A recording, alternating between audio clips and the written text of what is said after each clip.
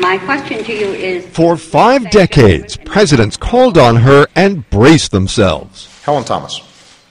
When are you going to get out of Afghanistan? And sometimes had to grit their teeth. My question is, why did you really want to go to war? And more than once fought to get a word in edgewise. Helen, excuse me. With Helen Thomas, they always knew they had it coming. She was a relentless questioner with a front row seat to history.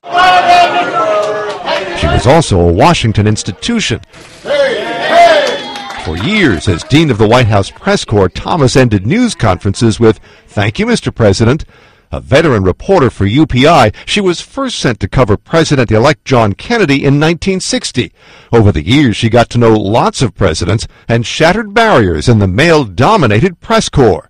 In all, she covered 10 presidents, but Kennedy was her favorite. He was the most inspired. I thought he left us a legacy that we should always reach for the stars. Surprisingly, she admired others, too, like Bill Clinton. Brilliant, and I never saw anyone conduct a news conference like him. And though she tangled with Richard Nixon, it was Pat Nixon who announced Thomas was marrying the competition, AP's Doug Cornell. The union lasted 11 years until his death. When UPI was sold in 2000, Thomas became a columnist and increasingly outspoken. Yet by her own account, in comments here on Israel, she crossed the line. Tell them to get the hell out of Palestine. Ooh. They go home. Where's the home? Poland. So the Jews, Germany. Thomas apologized, then retired. Not the end she would have chosen, to a groundbreaking career of making the high and mighty squirm.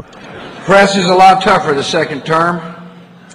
It's reached the point I sometimes call on Helen Thomas just to hear a friendly voice. Mark Smith, The Associated Press, The White House.